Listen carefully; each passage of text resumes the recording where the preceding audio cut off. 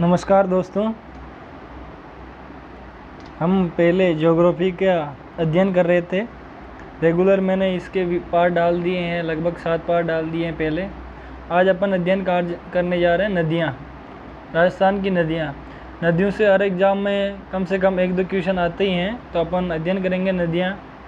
और ये काफ़ी लगभग लंबा वीडियो होगा, 35-40 मिनट का, तो आप इसे पूरा ज़रूर देखें। इसके बाद आपका नदियों से कोई क्वेश्चन गलत नहीं होगा। तो चलिए अध्ययन करते हैं। ये सब आए हुए क्वेश्चन हैं, तो सब इम्पोर्टेंट क्वेश्चन है और इनसे आपकी नदियाँ बिल्कुल कवर हो जाएगी। राजस्थान की सभी नदियों के बारे में अपन सारी डिटेल इनमें करेंगे। आप चैनल को सब्सक्राइब ज़रूर कर लें। इसके बाद आपको रेगुलर वीडियो मिलता रहेगा हर रोज़। Rajasthan geography, art, culture, science, सब का वीडियो मिलता रहेगा। तो आप इसे सब्सक्राइब ज़रूर करें और अपने दोस्तों में शेयर ज़रूर करें। तो अध्ययन करते हैं। पहला प्रश्न है अपना, राजस्थान में नदी प्रवाह कितने रूप में पाया जाता है। तो राजस्थान में नदी प्रवाह कितने रूप में पाया जाता है। जैसे ये पूछना चाह रहा है कि प्रवाह कितने प्रकार का। तो जैसे अपने राजस्थान में 2 प्रकार के, एक तो होता है जैसे आंतरिक प्रवाह की नदियाँ, और एक है बाह्य प्रवाह की नदियाँ, और एक है अपने जिस बाह्य प्रवाह की नदियों में 2 हो जाता है। तो मुख्य रूप से नदियों के प्रवाह कितना है, तो 3 प्रकार का। 3 प्रकार का कौन कौन सा, ये है अपना जैसे राजस्थान है। तो एक इधर जाती है जो अपने गुजरात की ओर वाली वो नदियाँ, एक जाती है अपने बंगाल की ओर जाने वाली नदियाँ, और एक है अपने राजस्थान बहने वाली आंतरिक नदियाँ जैसे कि घग्गर नदी। तो 3 प्रकार की मुख्य रूप से प्रवाह क्षेत्र हो गया राजस्थान में। बंगाल की खाड़ी में जाने वाली, अरब सागर में गिरने वाली और आंतरिक प्रवाह की नदियाँ। अब यह है राजस्थान में ऋग्वेद में उल्लेख मिलता है। ऋग्वेद में उल्लेख किस नदी का मिलता है। ऋग्वेद में उल्लेख मिलता है दोस्तों सरस्वती नदी का, जिसे द्वेषवती नदी या अपनी जो घग्गर नदी है, घग्गर नदी का जो अभी सरस्वती नदी का अवशेष ही क्या है, घग्गर नदी। इसे सरस्वती नदी या द्वेषवती नदी भी कहा जाता है। और ये है जयपुर की लाइफ लाइन। जब अपन यहाँ से जैसे जयपुर जाते हैं, अजमेर से भीलवाड़ा की तरफ से जब जयपुर जाते हैं, तो रास्ते में आता है अमानी शाह का नाला, जिसे जयपुर की लाइफ लाइन भी कहा जाता है। तो ये 2 ऐसे हैं जैसे कि द्वेषवती नदी इसका अवशेष थी, और इसे सरस्वती नदी को कहीं कहीं अपने जैसे आता है, तो ऑप्शन में सरस्वती या द्वेषवती भी आ जाता है। अब आगे बात करते हैं। राजस्थान के दक्षिण दिशा से प्रवेश करने वाला नदी युग्म है। तो राजस्थान के दक्षिण दिशा से प्रवेश करने वाला नदी युग्म कौन सा है, तो माही और चंबल। ये जैसे राजस्थान का मैप है अपने, तो इधर से चंबल दक्षिण दिशा से प्रवेश करती है और माही यूं ऐसे कर्क रेखा को 2 बार काट के आगे चली जाती है। तो दोस्तों नीचे से प्रवेश करने वाली नदी है, जैसे दक्षिण दिशा से प्रवेश करने वाली है माही और चंबल। आगे बात करते हैं अपने सहायक नदी जो सुमेलित कीजिए। नदियां हैं उनको सहायक नदियों के रूप में सुमेलित करना है। जैसे चंबल है, चंबल की सहायक नदी कौन सी है, लूणी की सहायक कौन सी है। अब लूणी की सहायक कौन सी, माही की हो जाएगी अपने सोम और जाकम। ये है माही की सहायक नदियाँ। फिर आती खारी और बेड़च नदी। बेड़च या जिसे अपन क्या कहते हैं, आहड़ नदी भी कहते हैं, आयड़ नदी या बेड़च नदी कहते हैं, वो बनास की सहायक नदी है।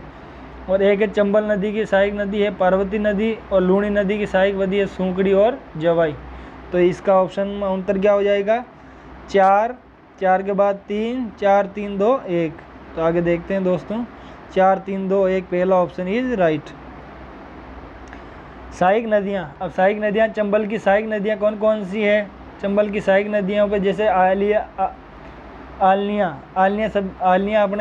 अपने कोटा की तरफ है। आलनिया सभ्यता भी है जैसे छोटी सी। तो आलनिया, परवन, बनास, काली सिंध।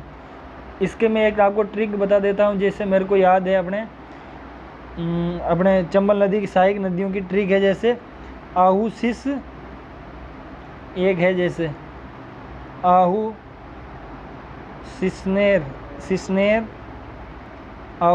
सिसनेर ऐसी है। तो काली सिंध, पार्वती, बामणी, कुराल, मेज एवं छोटी काली सिंध नदियाँ इसकी सहायक नदियाँ हैं दोस्तों। लूणी की सहायक नदियाँ देखो, सूकड़ी, मीठड़ी, बांडी, खारी, जवाई, लीलड़ी, गोहिया, सागी एवं जोजरी नदियाँ इसकी सहायक नदियाँ हैं। और माही की है ईरू, सोम, अनास, चांप, एराव और एरण, ये सहायक नदियाँ हैं माही की। अभी जैसे ये चौप नदी भी एग्जाम में आई हुई थी, चौप नदी भी आई थी। अब उसमें क्वेश्चन में ये पूछा था कि कौन सी नदी माही नदी के दाएं किनारे से मिलती है, ये ऑप्शन में था। जैसे कुछ नदियाँ नीचे से मिलती है, कुछ ऊपर से मिलती है। अब ये चौप और अनास ये नीचे से मिलती है। अब ईरू, सोम जैसे सोम, माही, जाखम, तो सोम नदी इधर से आती है, जाखम इधर से आती है। सोम नदी का उद्गम कहाँ से होता है? उदयपुर से होता है। सुमेलित करना है चंबल नदी, और आगे है उसकी सहायक नदियाँ सामने दे रखी है। तो चंबल की सहायक नदी कौन सी है, लूणी की सहायक नदी कौन सी है, और माही की सहायक नदी कौन सी है? इसका उत्तर हो जाएगा 4 नंबर। चंबल की सहायक नदी कौन सी है? चंबल की है बामणी, चंबल की सहायक नदी है बामणी। लूणी की सहायक नदी कौन सी है? लूणी की सहायक नदी है बांडी। ये जैसे लूणी का जो क्रम पूछा जाता है। एक जोजड़ी नदी है जो पारलू गांव नागौर से निकलती है, पारलू गांव नागौर से, ये एकमात्र दाएं किनारे से मिलने वाली नदी है। बाकी इधर से मिलने वाली नदियां हैं, जैसे अपने बाकी नदियां हैं जो इधर से मिलती है। जैसे लूणी की सहायक नदियां हैं मानसी, डाई, खारी, जवाई। ये एक खारी नदी भी है जो जालौर में अपने इसमें मिलती है। नदी, सहायक नदी और सुमेलित करना है अपने को। लूणी की सहायक नदी कौन सी है? लूणी, लवणवती, सरगावती, बालोतरा, बाड़मेर तक इसका जल मीठा बाद में खारा हो जाता है। लूणी की सहायक नदी है जवाई। माही की सहायक नदी है सोम, साबरमती। अब साबरमती का सहायक नदी कौन सी है? वो है वाकल, वो है वाकल। आगे अध्ययन करते हैं दोस्तों। अनास, एराव व सोम नदी जिस नदी की सहायक नदियां हैं वह है। तो अब अपन ने अभी अध्ययन किया था ऊपर चौप, अनास, हरन, सोम, माही, जाखम, ये सभी नदियां हैं दक्षिण की। तो माही नदी की सहायक नदियां हैं। निम्न में से जवाई नदी किस नदी की सहायक नदी है? तो जवाई किसकी सहायक नदी है दोस्तों? लूणी नदी की सहायक नदी है जवाई नदी।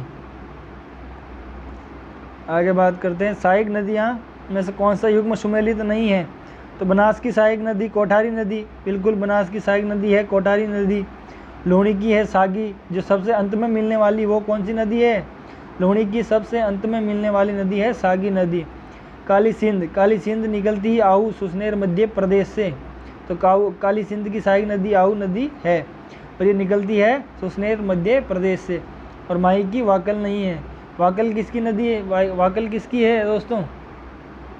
बताइए, अभी आपको ऊपर बताया था वाकल किसकी सहायक नदी है, आप कमेंट में ज़रूर बताएं।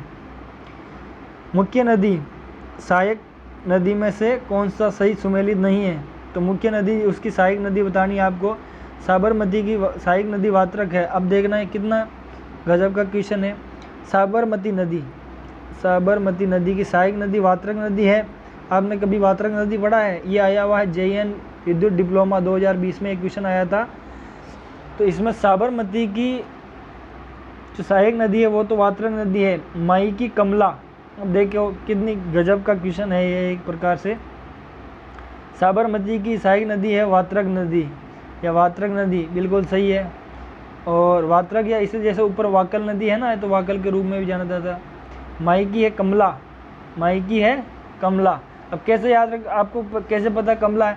जैसे अपने को ये याद रखना है, जैसे डूंगरपुर की योजना है ना, सोम, अम्बा, कमला, सोम, अम्बा और कमला, सोम, अम्बा, कमला, ये योजना कहाँ की है? डूंगरपुर की है। तो ये माही की सहायक नदी है। और लूणी की सहायक नदी है अनास, चौप, हेरन, ये लूणी की है। और बल्कि परवन इसकी सहायक नदी नहीं है। सॉरी, लूणी की सहायक नदी अनास, चौप, हरन, ये तो माही की सहायक नदियां हैं। अनास, चौप, हरन, ये है माही की सहायक नदियां। तो इसका उत्तर हो जाएगा चंबल की सहायक नदी तो परवन है ही है। परवन कहाँ मिलती है? अपने कोटा में, सवाई माधोपुर की सीमा के पास में मिलती है परवन नदी। राजस्थान के निम्न जिलों में से किसमें द्रव्यवती नदी जल प्रदूषण से संबंधित समस्याओं का सामना कर रही है? इसे द्रव्यवती लिख दिया है। बाकी इसका सही नाम जैसे मैंने आपको ऊपर बताया था द्वेषवती नदी। द्वेषवती नदी जिसे किस रूप में जानते हैं अपन, अमानी शाह का नाला। अमानी शाह का नाला है ये जो अभी है, ये द्वेषवती नदी का अवशेष है और ये अभी जयपुर के जल प्रदूषण से प्रभावित है।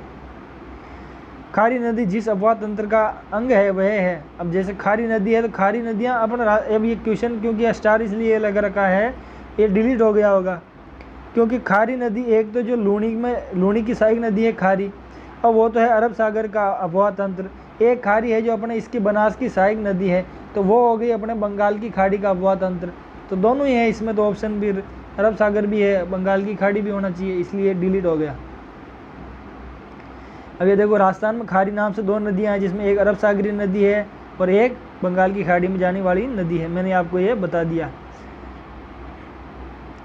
जैसे हमारे पास से निकलती है भिलवाड़ा अजमेर वाली खारी नदी। बिजराल की पहाड़ियों से निकलने वाली खारी नदी निम्न में से किस अपवाह तंत्र का भाग। अब ये है बिजराल की पहाड़ियाँ कहाँ हैं, ये अपने को पता होना चाहिए। जैसे बिजराल की पहाड़ियाँ हैं राजसमंद में। बिजराल की पहाड़ियाँ कहाँ हैं, राजसमंद में। ये राजसमंद में बिजराल की पहाड़ियों से होकर खारी नदी निकलती है, वो बनास नदी की सहायक है। और बनास नदी की जो सहायक नदी है वो है बंगाल की खाड़ी, बंगाल की खाड़ी की तरफ जाने वाली नदी। खारी नदी का उद्गम राजसमंद जिले के उत्तर में स्थित गांव की पहाड़ियों से होता है। अब राजसमंद के उत्तर में कौन सा गांव है, वहाँ से होता है। बिजराल की पहाड़ियाँ राजसमंद से होता है। खारी नामक नदी किस नदी तंत्र का भाग है, तो किस नदी तंत्र का भाग है, बनास का भी है और लूणी, दोनों बेसिन में है। क्योंकि अभी अपन ने ऊपर प्रश्न पढ़ा था, उसमें है बनास नदी की भी सहायक नदी खारी नदी है और लूणी की भी एक सहायक नदी खारी नदी है। राजस्थान में 2 खारी नदियाँ हैं। जिस नदी का जल अरब सागर में प्रवाहित नहीं होता वह है। अब अरब सागर में किसका प्रवाहित नहीं होता, तो ऑप्शन में स्टार लग गया, क्योंकि खारी नदी एक है जिसका प्रवाह अरब सागर में भी होता है, बंगाल की खाड़ी में भी होता है। लेकिन अपने को ऑप्शन देखना है और सही लगाना है। तो जैसे जवाई नदी है, अब जवाई का तो बिल्कुल 100% अरब सागर में होता है, साबरमती का होता है और सूगड़ी का होता है।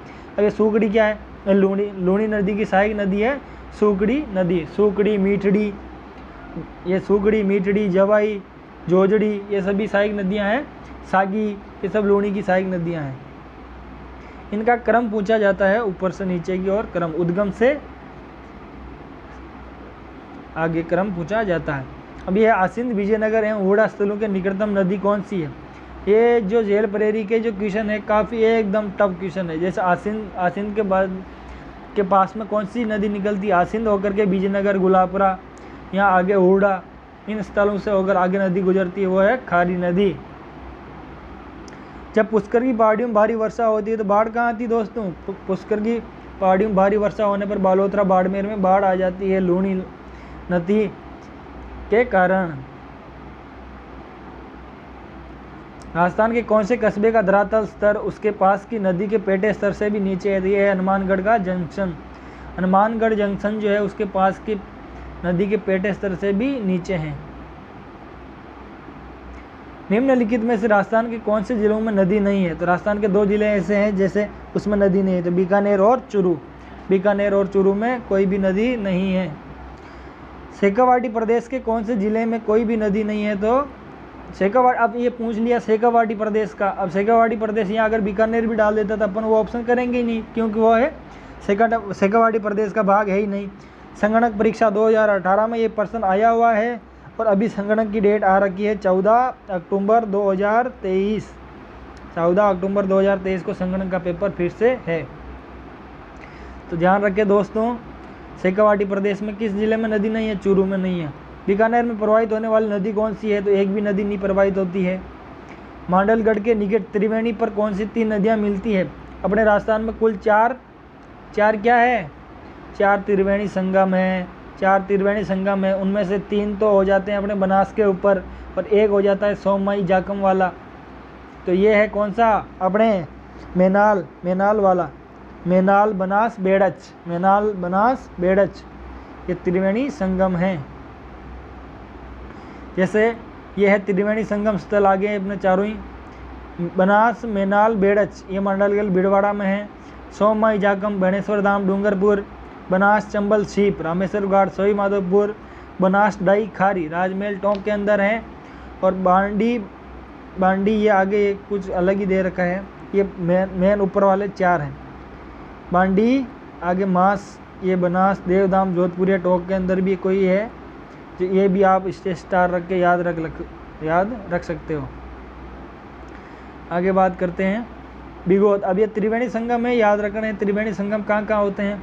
जैसे बिगोद भीलवाड़ा के अंदर कौन सा होता है, ये है अपने बनास, ये मैनाल वाला, बनास, बेड़च और मैनाल।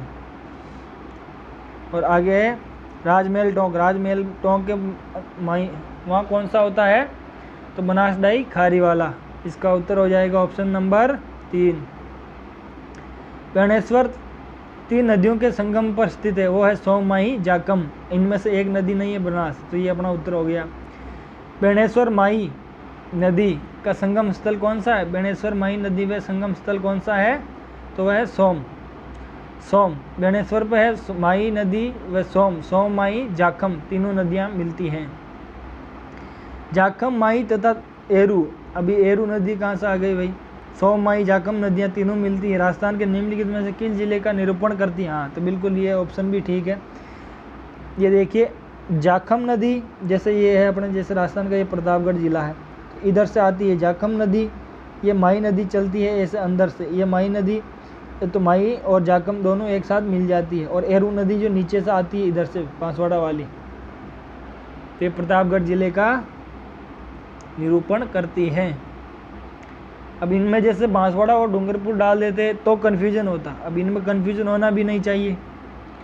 मानसी वाकल नदी का उद्गम स्थल है, तो मानसी वाकल नदी का उद्गम स्थल कौन सा है, मानसी और वाकल नदियों का उद्गम स्थल है फुलवारी की नाल अभ्यारण्य।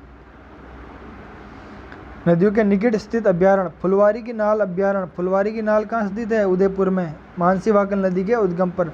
बस्सी चित्तौड़गढ़ वाला औरई नदी का उद्गम होता है, यहाँ से औरई और बामनी नदी का उद्गम होता है। राष्ट्रीय चंबल घड़ियाल अभ्यारण्य चंबल नदी। जवाहर सागर अभ्यारण्य चंबल नदी। शेरगढ़ बारावाला परवन नदी। और भैंसरोडगढ़ चित्तौड़गढ़ चंबल व बामनी नदियों का संगम होता है। केवल राजस्थान में स्थित जलप्रपात का नाम है, तो राजस्थान में स्थित, केवल राजस्थान में स्थित जलप्रपात है वो है मैनाल जलप्रपात। राजस्थान में कुल 5 जलप्रपात हैं, आपको उन 5 जलप्रपातों के नाम याद रखने हैं। जैसे मुख्य रूप से 3 है। भीमलत जलप्रपात, भीमलत जलप्रपात है मांगली नदी के ऊपर। सबसे ऊंचा कौन सा है, सबसे ऊंचा कौन सा जलप्रपात है, चंबल नदी के ऊपर भैंसरोडगढ़ चित्तौड़गढ़ में, भैंसरोडगढ़ चित्तौड़गढ़ का जो जलप्रपात वो सबसे ऊंचा है, 18 मीटर उसकी ऊंचाई है। और यह है भीमलत जलप्रपात, मांगली नदी पर बूंदी में है। चुलिया जलप्रपात, यह है चुलिया जलप्रपात भैंसरोडगढ़ चित्तौड़गढ़ के पास में, भैंसरोडगढ़ चित्तौड़गढ़ के पास में चुलिया जलप्रपात, 18 मीटर इसकी ऊंचाई है। और मैनाल जलप्रपात भीलवाड़ा में स्थित है। आगे देखते हैं, चैनल को सब्सक्राइब जरूर करें दोस्तों। ये क्वेश्चन देखो, एक भी क्वेश्चन कितने एग्जाम में आ रखा है, 1 2 3 4 5, लगभग 5-6 एग्जाम में एक आ रखा है। उद्योग प्रसार अधिकारी, जेल प्रहरी, महिला पर्यवेक्षक, अभी महिला पर्यवेक्षक की भी 2023 में एग्जाम डेट घोषित हो रखी है। पुलिस कांस्टेबल की भी नई भर्ती आ गई है, तो राजस्थान पुलिस कांस्टेबल इनके लिए सबके लिए सहायक है ये। आगे बात करते हैं, चुलिया जलप्रपात चंबल नदी के ऊपर अवस्थित है। राजस्थान राज्य के किस प्रशासनिक संभाग का अफवाह तंत्र अरब सागर और बंगाल की खाड़ी में मिलने वाली नदियों का अंश है, तो यह है कि भाई का उदयपुर संभाग एकमात्र ऐसा संभाग है जिससे बंगाल की खाड़ी, इधर बंगाल की खाड़ी तथा इधर अरब सागर दोनों की ओर जाने वाली नदियों का उद्गम होता है, दोनों नदियों का उद्गम होता है। राजस्थान के किस संभाग में सर्वाधिक मात्रा में नदियां पाई जाती हैं, तो ये वन रक्षक में आया था, अभी वन रक्षक का रिजल्ट आने वाला है दोस्तों, वन रक्षक का रिजल्ट आने वाला है 2023 में, और ये 2013 में आ रखा है क्वेश्चन। राजस्थान के किस संभाग में सर्वाधिक मात्रा में नदियां पाई जाती है, तो वो है अपने कोटा संभाग। ये पूछा है कि किस संभाग में सर्वाधिक मात्रा में नदियां पाई जाती है, तो कोटा संभाग। कांठल की गंगा और कामधेनु के नाम से प्रसिद्ध नदियों के लिए सही सुमेलित है। अब कांठल की गंगा कौन सी और कामधेनु, राजस्थान की कामधेनु कौन सी है, जो 12मासी नदी है वो है चंबल नदी। और कांठल की गंगा यानी अपने दक्षिणी काठल प्रदेश में जो बहने वाली नदी हो माही, माही और चंबल इसका आंसर हो जाएगा। सही सुमेलित नहीं है, सही सुमेलित नहीं है, प्रयोगशाला सहायक 2019 में आया हुआ है, सही सुमेलित नहीं है। तो अलवर साबी, अब साबी नदी का उद्गम कहाँ से होता है? तो साबी नदी का उद्गम होता है, जैसे साबी और रूपारेल नदी जिला है और नदी है, तो अलवर में है साबी नदी, बिल्कुल अलवर में है। रूपारेल नदी भी अलवर में है। अब उदयपुर है, उदयपुर से बनास नदी का उद्गम है, बनास नदी, और बेड़ची आयड़ नदी उदयपुर से होकर निकलती है। करौली में है जग्गर नदी। अब ये जग्गर, वहाँ पर एक जलप्रपात भी है जग्गर, जग्गर, तो जग्गर नदी और गंभीरी नदी, एक तो है दोस्तों गंभीर नदी और एक है गंभीरी नदी। तो ये यहाँ वैसे मेरे हिसाब से गंभीर होना चाहिए था, क्योंकि गंभीरी नदी वो चित्तौड़गढ़ वाली है, यहाँ होना चाहिए था गंभीर नदी। फिर भी ये ऑप्शन ठीक है इसके हिसाब से। और डूंगरपुर में बाणगंगा और मोरेल नदी, ये गलत है। मोरेल नदी, मोरेल बांध सवाई माधोपुर में बना हुआ है। बाणगंगा नदी बैराट की पहाड़ियाँ जयपुर से इसका उद्गम होता है, चैनपुरा गांव से निकलती है और सवाई माधोपुर में इसके ऊपर बांध बना हुआ है, मोरेल बांध। उपवास क्षेत्र के विस्तार की दृष्टि से राजस्थान के नदी तंत्र का आरोही क्रम है। ये दो क्रम होते हैं, जैसे एक तो है आरोही क्रम, आरोही क्रम बढ़ता हुआ और अवरोही क्रम घटता हुआ। क्वेश्चन ये पूछ रहा है कि भाई उपवास क्षेत्र के विस्तार, विस्तार की दृष्टि से राजस्थान का आरोही नदी का क्रम कौन सा है? सर्वाधिक अपवास क्षेत्र है अपने लूणी नदी का। सर्वाधिक अपवास क्षेत्र किसका है? लूणी नदी का। आरोही यानी बढ़ता हुआ, तो सबसे अंत में लूणी नदी होनी चाहिए थी, लेकिन लूणी नदी है नहीं यहाँ पे, ये इसीलिए स्टार लग गया, क्योंकि ये साइड डिलीट हो गया पर्सन। सबसे अंत में लूणी नदी होनी चाहिए थी। लूणी, लूणी से ज़्यादा है बनास का अपवास क्षेत्र में। हाँ सॉरी, अपवास क्षेत्र में सर्वाधिक अपवास क्षेत्र है बनास नदी का। बनास नदी में काफ़ी नदियाँ आके मिलती है, तो सर्वाधिक अपवास क्षेत्र घेरती है अपने बनास नदी। बनास नदी, बनास में आयड़ नदी मिलती है अपने, खारी नदी मिलती है अपने बनास में, काफ़ी नदियाँ मिलती हैं। तो बनास का अपवास क्षेत्र है लगभग 45,833 वर्ग किलोमीटर। याद रखना, सबसे ज़्यादा अपवास क्षेत्र है बनास का, फिर अपवास क्षेत्र है लूणी का, फिर अपवास क्षेत्र है चंबल का, और फिर है माही का। लेकिन ये पूछ ले आपको भी कि सर्वाधिक अपनानी का अपर्दन कौन सी नदी से होता है? तो चंबल नदी से। लेकिन सर्वाधिक अपवास क्षेत्र घेरती है, अपवास क्षेत्र घेरती है वो बनास नदी, फिर लूणी, फिर चंबल। सर्वाधिक लंबी कौन सी है? चंबल नदी। राजस्थान में सबसे विस्तृत अपवास क्षेत्र है वो है अपने बनास अपवास क्षेत्र। अब इसके अंदर बनास भी है, लूणी भी है, चंबल भी है, आंतरिक जल प्रवाह क्षेत्र भी दे रखा है। तो आंतरिक जल प्रवाह क्षेत्र की सारी नदियां मिला दें तो वो भी ज़्यादा हो सकता है। सही स्पष्ट रूप से प्रश्न नहीं पूछा उन्होंने। नदी जिसका अपवास क्षेत्र सर्वाधिक है वो है बनास नदी। बनास नदी का अपवास क्षेत्र सर्वाधिक है। राजस्थान राज्य में भू क्षेत्र की लंबाई की दृष्टि से नदियों का सही आरोही क्रम, यानी कि भू क्षेत्र वही अपवास क्षेत्र की दृष्टि नदियों का आरोही क्रम। अब यहाँ बनास सबसे अंतिम में होनी चाहिए। आरोही यानी बढ़ता हुआ, आरोही यानी बढ़ता हुआ, बढ़ता हुआ तो यहाँ सबसे ज़्यादा होनी चाहिए थी बनास, फिर लूणी, फिर अपना आएगी बनास, लूणी, फिर चंबल, चंबल के बाद फिर कांतली नदी कर सकते हो। कांतली नदी जो कि राजस्थान में प्रवाहित होने वाली, पूर्ण रूप से राजस्थान में प्रवाहित होने वाली सबसे लंबी नदी है कांतली नदी। ये नदियों की लंबाई है दोस्तों, इसे याद कर लें। कभी कभी ये डेटा भी सीधे एग्जाम में पूछा जाता है। बनास नदी की लंबाई है 512 किलोमीटर। बनास नदी की लंबाई है 512 किलोमीटर। लूणी नदी की है 495 किलोमीटर। चंबल नदी की है 1051 किलोमीटर। अब कहीं आपको इसका अगर 920 किलोमीटर देखने को मिल जाए तो भी कोई हर्ष की बात नहीं है, क्योंकि दोनों अलग अलग डेटा हैं। एक राजस्थान भू विभाग की ओर से है और एक अलग है। ये है जैसे WPCOS रिपोर्ट, सिंचाई प्रबंधन एवं प्रशिक्षण संस्थान IMTI कोटा के द्वारा इसे जारी किया गया है। नदी उद्गम स्थल और सुमेलित करना है अपने, जैसे कि साबी नदी का उद्गम कहाँ से होता है? तो साबी नदी का उद्गम कहाँ से होता है? साबी नदी अलवर, और अलवर में से होता है साबी नदी का। एक है बाणगंगा, बाणगंगा का होता है बैराट की पहाड़ियाँ। अब एक है कांतली नदी, कांतली नदी का कहाँ से होता है? खंडेला की पहाड़ियाँ सीकर से। और एक है कांकणी। कांकणी होती है अपने जैसे कोटड़ी गांव जो अपने जैसलमेर में है ना, वो कांकणी या मसूरदी नदी। इस कांकणी नदी को स्थानीय भाषा में मसूरदी नदी कहा जाता है और ये कुल 17 किलोमीटर की दूरी तय करती है और ये आंतरिक प्रवाह की सबसे छोटी नदी है कांकणी नदी। और फिर साबी नदी सेवर की पहाड़ियाँ, भरतपुर, वहाँ से सेवर की पहाड़ियों से हो जाएगा उद्गम। तो अपना ऑप्शन कौन सा राइट हो जाएगा? Option number 2 is right. Sabi है सेवर की पहाड़ियाँ जयपुर, कांकणी नदी है कोटड़ी गांव जैसलमेर, बाणगंगा बेराट की पहाड़ियाँ, कादली खंडेला पहाड़ियाँ सीकर। आगे क्वेश्चन है अपना नदी और उत्पत्ति स्थान को सुमेलित करना है अपने को। साबी नदी, साबी नदी अभी अपन ने पढ़ा है। साबी नदी का उद्गम कहाँ से होता है? सेवर की पहाड़ियाँ जयपुर, सेवर की पहाड़ियाँ जयपुर। आगे देखते हैं बेड़च, बेड़च या आहेड़ नदी का उद्गम कहाँ से होता है? गोगुंदा की पहाड़ियों से होता है। कांतली नदी का उद्गम कहाँ से होता है? खंडेलिया की पहाड़ियाँ रेवासा सीकर से उद्गम होता है और झुंझुनू की सीमा पर जाकर ये समाप्त हो जाती है। कुल इसकी लंबाई 100 किलोमीटर है। आंतरिक प्रवाह की दृष्टि से सबसे लंबी नदी, पूर्ण आंतरिक प्रवाह। वैसे आंतरिक 3 प्रकार से क्वेश्चन बनता है, देख लो।